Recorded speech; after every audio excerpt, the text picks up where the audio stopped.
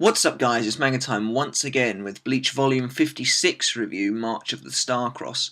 Before we begin, just please make sure you subscribe to my videos with the link above, and check out my blog in the description below for the full written review of this, as well as updates on my other reviews, and a couple of other things too. I just started out the blog, so make sure you give it a follow. I'd really appreciate it. On to the review then, we have Bleach Volume 56 at last. It's been out for a little while now. And I got it for my birthday, but I haven't had really a chance to review it. So this is the second volume in the Thousand Year Blood War arc, and we're already into the good stuff. This is already the beginning of the Quincy invasion. The invasion lasts for about two full volumes, but it goes a little bit into volume 59. But no, sorry, into volume 58. In fact, it's about 2.5 volumes, I think. Yeah, 2.5 volumes. And this one has Kurge or Quill J on the front. And, I like the picture. I like it. He's kind of, he's just sort of standing there holding his cap, looking very Nazi-esque. But I must say, I really wish that Kubo had not gone with the whole one shade thing. Because the entire picture is red. Like, there is really no colour in it whatsoever. And he's sort of doing that style for these volumes, but some of them haven't been like that. For example, Yahweh's volume, it's all green, but there is still colour there. There is still different colours there. And the next volume, Byakuya, it's all blue, but there's definitely colour there. And I think for Quill J, it's just kind of like, it looks really weird. I mean, it looks kind of nice, like on the shelf next to them with all their spines. It looks nice having kind of this green and then this red. That looks really good, and I think when I'll get 57 in July, it'll look really awesome. But I mean, part of me wanted to see Quill J in colour, because obviously we haven't got the anime at the moment, so I think that's probably part of the problem. But, as far as covers go, it's really good. It's striking, if anything. And it's just, I think it's cool that Quill J got his cover, because he wasn't hugely popular. I really liked him, though. I think his design was great. It was unique in the Bleach universe, and I think, he deserved the cover. The poem, which is obviously for Quill J, the picture on the poem page has his eyes. And the poem, it goes, "The soldiers blow their trumpets like stars shooting by the ear. The soldiers stomp their feet like thunder in the air." It's a good poem. It's not necessarily Kubo's best work. It's pretty straightforward. It's just talking about the, armies marching. It's interesting because the poems usually give us a relatively new insight into, not necessarily new, that's the wrong word, but kind of more personal insight into the characters' minds. And so, we get this idea that Quill J, he lives for battle, he lives for war, maybe even conformity. But there's also this underlying idea, with the mention of stars and shooting stars, in fact, and thunder. The Quincy see themselves, as celestial, maybe. That's kind of reflected in the angel theme they've got going on. And we already know that the Sternritters are known as the Star Knights in English.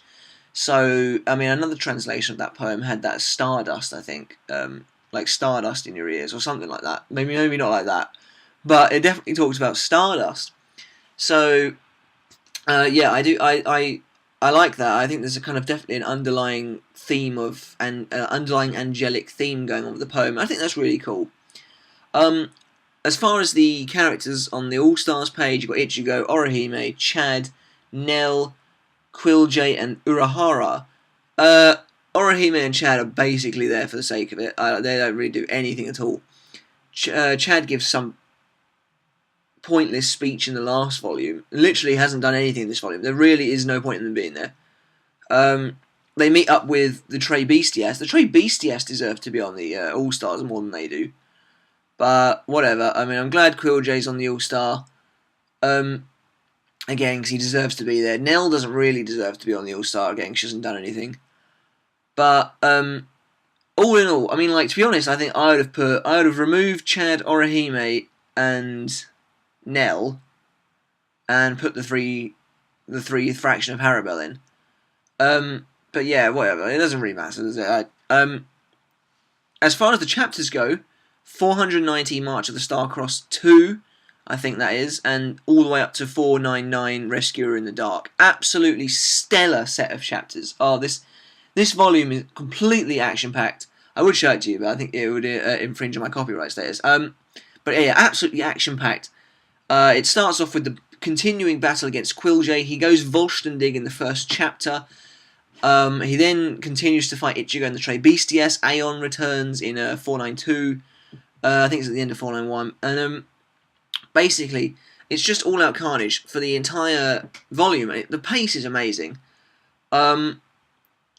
It's just, like, you get Quilljay, he uses Slave Ray to absorb Aeon at 493.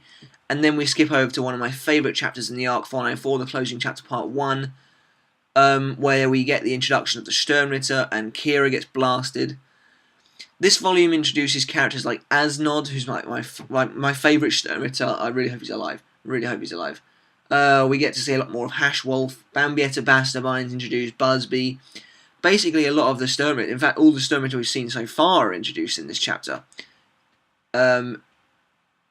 If we haven't seen, apart from people like Lloyd Royd and that lot, but you know, that doesn't really matter. But as far as like my favourite chapter in this volume, it's got to be 494. I mean, the closing chapter, part 1, is incredible. Absolutely incredible. I mean, like that chapter, I didn't get a chance to review it because I didn't start reviewing until 497. Oh no, 496 I think it was actually when they lost their Bankai. I can't actually remember. But I was literally so enthralled by how the invasion was going, I had to start reviewing. That's basically why I started my YouTube channel, because the invasion was just incredible. But yeah, we go through most of the invasion. The captains lose their Bankai, and of course the art is absolutely amazing. I kind of think Kubo's art is degrading a tad at the moment. I mean, it's kind of picking itself back up. I think it really dropped during Everything But the Rain. I think he took a really, really oversimplified approach to the art. But during the invasion, it's absolutely amazing. The art is really top-notch. I think he really likes drawing the Quincy's. I mean, and the captains lose their Bankai. That's a really great sequence. And then it ends, but it goes back to Huecamundo. We get the rest of Quilljay's fight as he's duking out with Ichigo.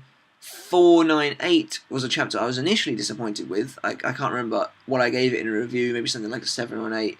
Because I was annoyed that Quilljay went down so easily, but then 499 he got back up again, so that kind of rectified that. But yeah, that has Urahara intervening with Kido. And then the volume ends with Ichigo going into the Garganta and then Quilljay sealing it. So the start of the next volume is the big debate on whose sword it was that killed Quilljay, even though we basically know now.